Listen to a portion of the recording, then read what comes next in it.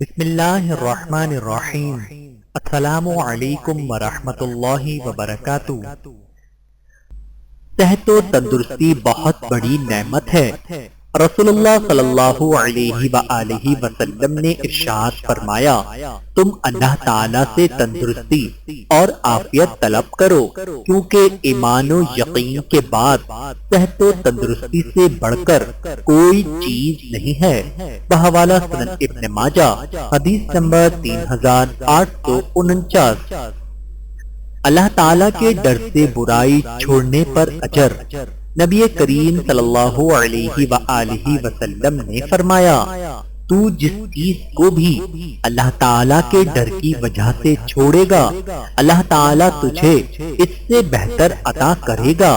بحوالہ مسند احمد، حدیث نمبر 8944۔ نبی اکرم صلی اللہ علیہ وآلہ وسلم دونوں سجدوں کے درمیان کہتے تھے، اللہم اغفر لی ورحمنی واجبرنی واہدنی وارزقنی۔ اے اللہ مجھے بخش دے، مجھ پر رحم فرما، میرے نقصان کی تلافی فرما، مجھے ہدایت دے اور مجھے رزق عطا فرما۔ بحوالہ سنن ترمذی، حدیث نمبر 284۔ شادیوں کو آسان بنائیں۔ رسول اللہ صلی اللہ علیہ وآلہ وسلم نے ارشاد فرمایا، بڑی برکت والا نکاح وہ ہے جس میں بوجھ کم ہو، مشقت، خرچ اور تکلف کم سے کم ہو۔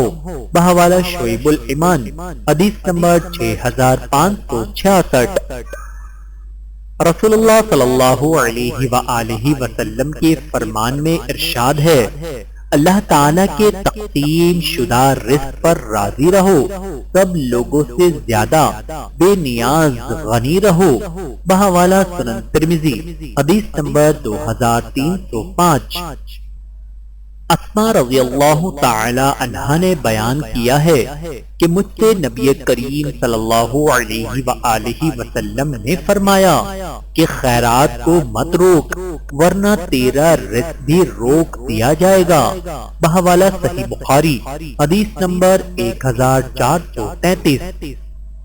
فرمانے رسول اللہ صلی اللہ علیہ وآلہ وسلم ہے، لوگوں سے اپنا شر روک لو، انہیں تکلیف نہ پہنچاؤ، یہ تمہاری طرف سے خود تمہارے لیے صدقہ ہے۔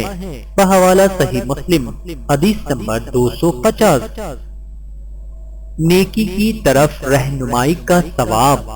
رسول اللہ صلی اللہ علیہ وآلہ وسلم نے ارشاد فرمایا، جس نے کسی بھلائی کی طرف کسی کی رہنمائی کی تو اس کو اتنا ہی ثواب ملے گا جتنا اس کام کے کرنے والے کو ملے گا۔ بحوالہ صحیح مسلم و سنن ترمذی و سنن ابو داود۔ ہر تکلیف اور پریشانی سے گناہ مٹتے ہیں۔ رسول اللہ صلی اللہ علیہ وآلہ وسلم نے ارشاد فرمایا، مومن کو جب کوئی تکلیف یا ایذا ہو یا بیماری ہو یا رنج ہو، یہاں تک کہ فکر جو اس کو ہوتی ہے تو اس کے گناہ مٹ جاتے ہیں۔ بحوالہ صحیح مسلم، حدیث نمبر 6568۔ کھانے پینے کے بعد اللہ تعالیٰ کا شکر ادا کریں۔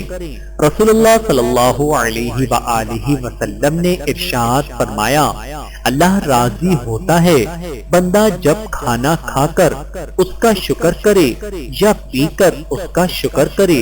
بحوالہ صحیح مسلم، حدیث نمبر 6932۔ غصے کے وقت کیا کریں؟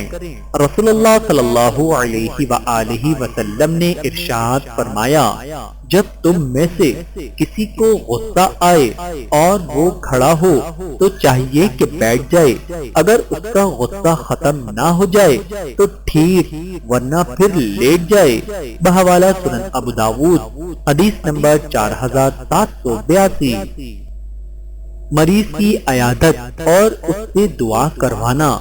رسول اللہ صلی اللہ علیہ وآلہ وسلم نے ارشاد فرمایا، جب تم کسی مریض کے پاس جاؤ تو اس سے اپنے لیے دعا کی درخواست کرو، اس لیے کہ اس کی دعا فرشتوں کی دعا کی طرح ہے۔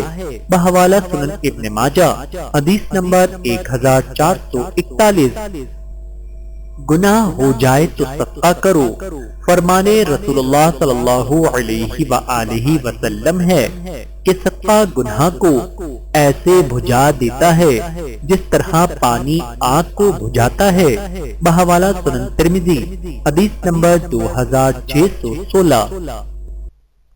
اللہ تعالیٰ سے دعا ہے کہ اللہ تعالیٰ ہم سب کو سمجھنے کی اور عمل کرنے کی توفیق عطا فرمائے۔ آمین ثم آمین۔